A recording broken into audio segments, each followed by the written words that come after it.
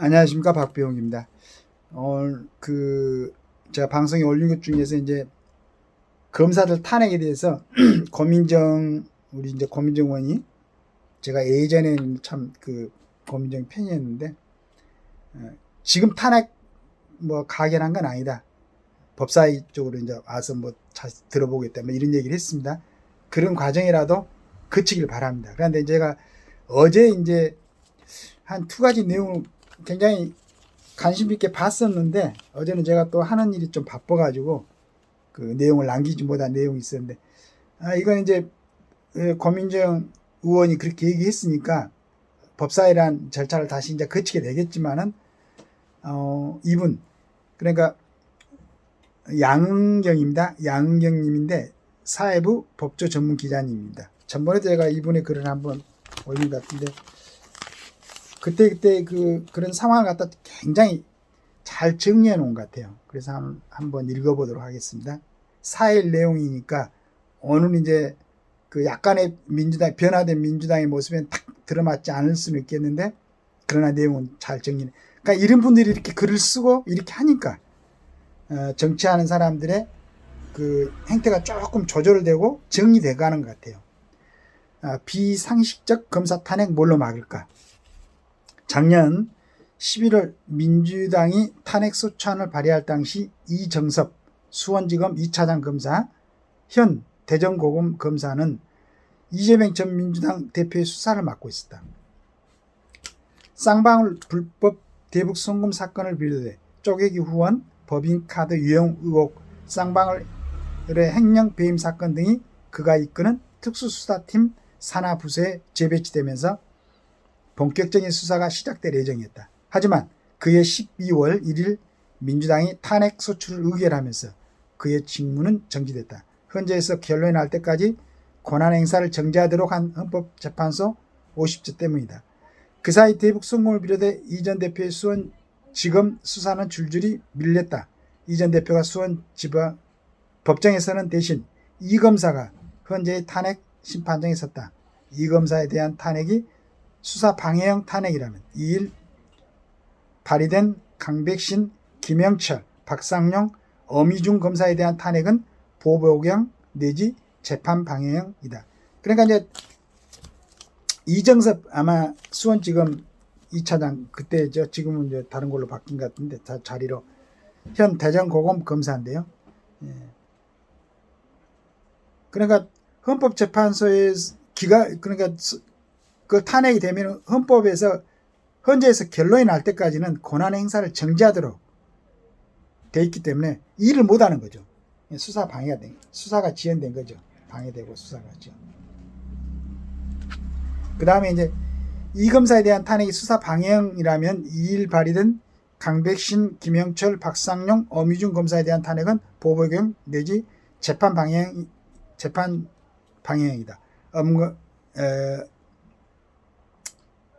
어미준, 그 다음에 강백신 검사는 각각 중앙지검 반부패 1, 3부장으로 이 전 대표의 대장동, 백현동 의혹을, 김 검사는 반부패 2부장으로 민주당 돈봉투, 박 검사는 대북 송금 수사를 했었다.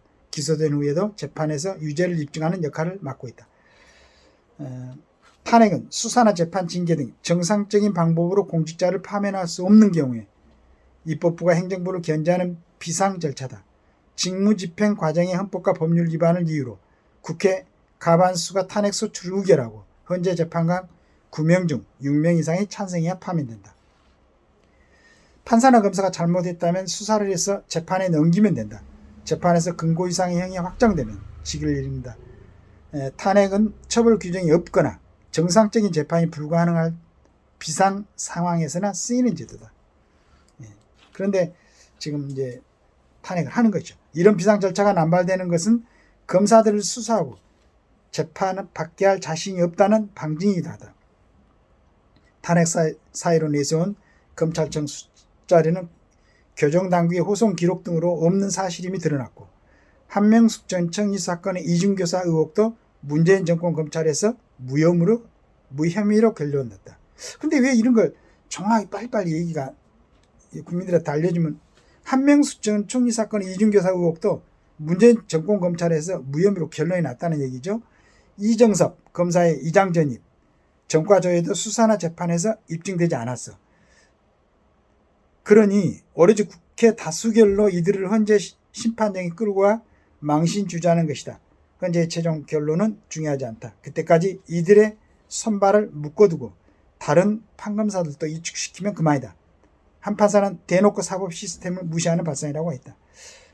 그러니까 이제 판사 이런 얘기를 하는데 우리 판사분들이 그 전에 재판 진행할 때 정해진 기간 안에 빨리빨리 이걸 결정하고 했으면 이런 일들이 없죠. 그러니까 어떻게 보면 검찰이나 지금 판사들이나 자기들이 스스로 자처하는 면도 많이 있습니다.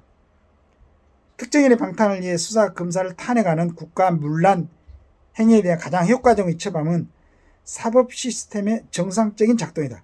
법정 기한 1심 6개월에 4배 가까이 늘어지고 있는 공직선거법 재판, 구속영장을 기각한 판사마저 혐의가 소명된다고 했던 이중교사 재판을 원칙대로 신속하게 진행해 결론을 내야 한다. 적어도 판검사를 탄핵해 유죄 판결을 막을 수 있다는 헛된 희망은 더 이상 주지 마라.